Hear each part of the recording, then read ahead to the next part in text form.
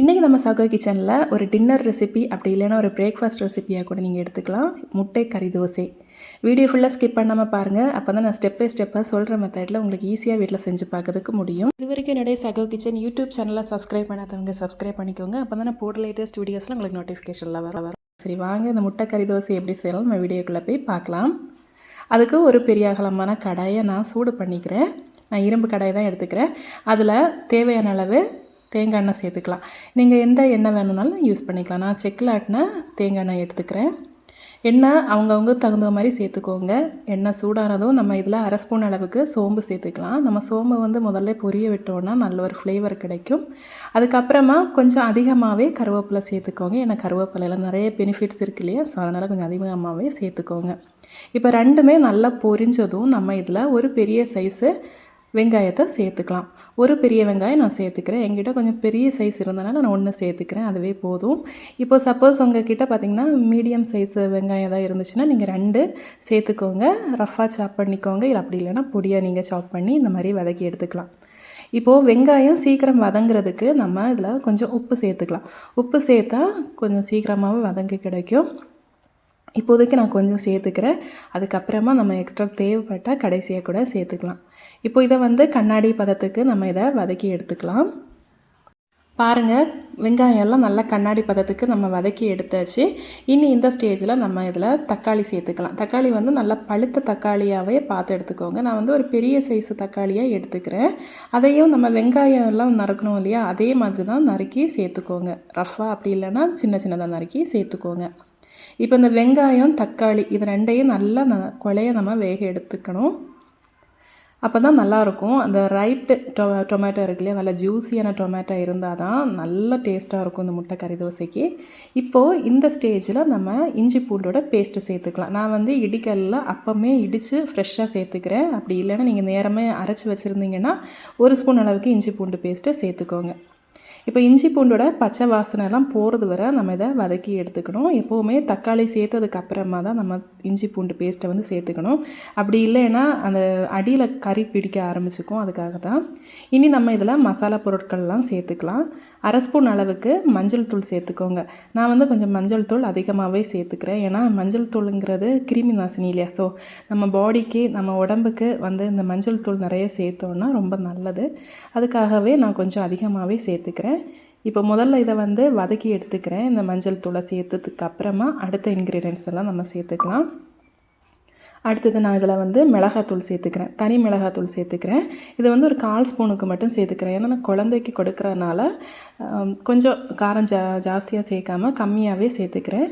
நீங்கள் ஜாஸ்தியாக சேர்க்குறவங்களா இருந்தால் எக்ஸ்ட்ரா 1 ஸ்பூன் கூட சேர்த்துக்கோங்க. அது அவங்கவுங்க விருப்பத்துக்கு தகுந்த மாதிரி சேர்த்துக்கோங்க காரத்துக்கு. இப்போ இதையும் நல்லா வதக்கி விட்டுக்கோங்க, இந்த பச்சை ஸ்மெல்லாம் போகிறது வர. அதுக்கப்புறமா ஒரு 1/4 ஸ்பூனுக்கு மல்லித்தூள் சேர்த்துக்கிறேன். இந்த மல்லித்தூள் எதுக்காக இந்த கருப்பு கலரில் இருக்குன்னா, நாங்கள் கருவேப்பிலை அதிகமாகவே சேர்த்து மல்லியை பொடிப்போம். ஸோ அதனால தான் இந்த கலரில் இருக்குது. ஸோ இதோடைய பச்சை வாசனைலாம் போகிறது வர நல்லா வதக்கி எடுத்துக்கலாம். லோ ஃப்ளேமில் வச்சு வதக்கி எடுத்துக்கோங்க. அப்படி இல்லைன்னா கரியதுக்கு சான்ஸ் இருக்குது. இப்போ எல்லாமே நல்லா வதக்கி எடுத்தாச்சு. இனி நம்ம மெயின் இன்க்ரீடியன்ட்ஸான முட்டையை சேர்த்துக்கலாம். நான் இன்றைக்கி 3 முட்டையை உடைச்சி விட்டுக்கிறேன். முட்டையெல்லாம் சேர்த்ததுக்கு அப்புறமா லைட்டாக இந்த மாதிரி உடச்சி விட்டுக்கோங்க, இந்த மஞ்சள் கரு எல்லாத்தையுமே. அதுக்கப்புறமா நம்ம இதில் செக் பண்ணி பார்த்துக்கலாம். உப்பு ஏதாவது கம்மியாக இருந்துச்சுன்னா இந்த நேரத்தில் செக் பண்ணி பார்த்துட்டு கொஞ்சம் சேர்த்துக்கோங்க. எனக்கு கொஞ்சம் கம்மியாக இருந்த மாதிரி இருந்துச்சு, அதனால் ஒரு 2லேருந்து 3 பிஞ்ச் அளவுக்கு உப்பு சேர்த்துக்கிறேன். இதில் நீங்கள் குறுமிளகு கூட பிடிச்சி சேர்த்துக்கலாம். நான் இஞ்சி பூண்டெல்லாம் சேர்த்துருக்கனால சரி வேண்டாம் அப்படின்னு சொல்லி விட்டுட்டேன். இதுவே நீங்கள் கேஸ் ட்ரபிள் ப்ராப்ளம் அந்த மாதிரி இருந்துச்சுன்னா மிளகுத்தூள் கொஞ்சம் ஜாஸ்தியாக சேர்த்துக்கோங்க. இப்போ பாருங்கள், ஒரு திக்கு கன்சிஸ்டன்சி வந்துடுச்சு. பொரியல் மாதிரியெல்லாம் நம்ம எடுத்துக்கக்கூடாது. இந்த ஒரு க்ரீமி கன்சிஸ்டன்சியில் நம்ம ஸ்டவ் ஆஃப் பண்ணிவிட்டு அப்படியே ஆற வச்சுக்கோங்க. அப்படியே ஓரமாக இது அப்படியே இருக்கட்டும். இனி நம்ம தோசை சுட ஆரம்பிச்சுக்கலாம். ஒரு இரும்பு தோசைக்கல்லாம் நான் சூடு பண்ணிக்கிறேன். எண்ணெயெல்லாம் நான் ஏற்கனவே தடவிட்டேன். அதுக்கப்புறமா 1 கரண்டி அளவுக்கு தோசை மாவை நான் சேர்த்துக்கிறேன். தோசை மாவு நான் வீட்டில் அரைச்ச மாவு தான். ஒரு கரண்டி அளவுக்கு சேர்த்துட்டு லைட்டாக இந்த மாதிரி ஸ்ப்ரெட் பண்ணி விட்டுக்கோங்க. ரொம்ப போட்டு பேப்பரை மாதிரியெல்லாம் எல்லாம் ஸ்ப்ரெட் பண்ண வேண்டாம். ஜஸ்ட் இந்த மாதிரி கல் தோசை இருக்கு இல்லையா, அதே மாதிரி. இது வந்து குழந்தைங்க வந்து ஸ்கூல் விட்டு வருவாங்க இல்லையா, ஸோ ஒரு ஸ்நாக்ஸ் ரெசிப்பியாக நீங்கள் செஞ்சு கொடுத்துக்கலாம். ஸோ அவங்களுக்கு வந்து ஒரு வயிறு வந்து நல்லா ஃபுல்லாக இருக்கும். அவங்க எப்படியும் 8 மணிக்கு மேலே தான் எடுத்து சாப்பிடுவாங்க இல்லையா, ஸோ அது வரை இது வந்து கொஞ்சம் பசி தாங்கும். ஸோ இது வந்து ஒரு ஈஸியான ரெசிபியும் கூட. உங்களுக்கு வீட்டில் இருக்கிற இன்க்ரீடியன்ட்ஸ் வச்சு நீங்கள் இது செஞ்சு கொடுத்துக்கலாம். இப்போ மேலே வந்து உடனே நம்ம அதை வந்து வச்சுக்கக்கூடாது. கொஞ்சம் நேரம் ஆகணும். அந்த மேல் போர்ஷனெல்லாம் அந்த பச்சை மாவெல்லாம் இருக்கு இல்லையா, அதெல்லாம் கொஞ்சம் ட்ரை ஆகணும். அதுக்கப்புறமா இதில் வந்து ஒரு கரண்டி அளவுக்கு இந்த முட்டை மசாலாவை அப்படியே வச்சுட்டு லைட்டாக அந்த மாதிரி ப்ரெஸ் பண்ணி விட்டுக்கோங்க. ரவுண்டாக கொஞ்சம் அகலமாக இப்படி ஸ்ப்ரெட் பண்ணி விட்டுக்கோங்க. பார்க்கறதுக்கே அழகாக இருக்கும். சைட்லலாம் வெள்ளையாக, நடுவில் அந்த மஞ்சள் கலரில். டேஸ்ட் வைஸில் பார்த்தீங்கன்னா சூப்பராக இருந்துச்சு.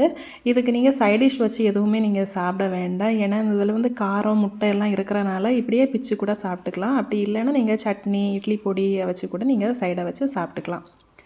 சூப்பர் டேஸ்டியான முட்டை கறி தோசை நமக்கு ரெடி ஆகிடுச்சு. இதை வந்து திருப்பி அடுத்து வந்து சைடில் வேக வச்சுக்கணும். ஏன்னா அந்த முட்டையெல்லாம் கொஞ்சம் அந்த இது ரோஸ்ட் ஆனால் தான் இன்னும் நல்லா சூப்பராக இருக்கும். ஸோ 2 சைடுமே நல்லா வெந்தாச்சு. இதே மாதிரி உங்கள் வீட்டில் ட்ரை பண்ணி பாருங்கள். ட்ரை பண்ணி பார்த்து எனக்கு கமெண்ட் செக்ஷனில் ஃபீட்பேக் கொடுங்க. இதே மாதிரி நிறைய யூஸ்ஃபுல்லான வீடியோ ரெசிபீஸுக்கு என்னுடைய சகோ கிச்சன் யூடியூப் சேனலை மறக்காமல் சப்ஸ்கிரைப் பண்ணிக்கோங்க. நீங்கள் சப்ஸ்கிரைப் பண்ணும்போது தான் எனக்கு நிறைய வீடியோஸ் போகணும், என்கரேஜ் கிடைச்ச மாதிரி இருக்கும், சப்போர்ட் கிடைச்ச மாதிரி இருக்கும். இன்னொரு வீடியோவில் உங்களை சந்திக்கிறேன். அதை வரை take care. Bye bye. Thanks for வாட்சிங்.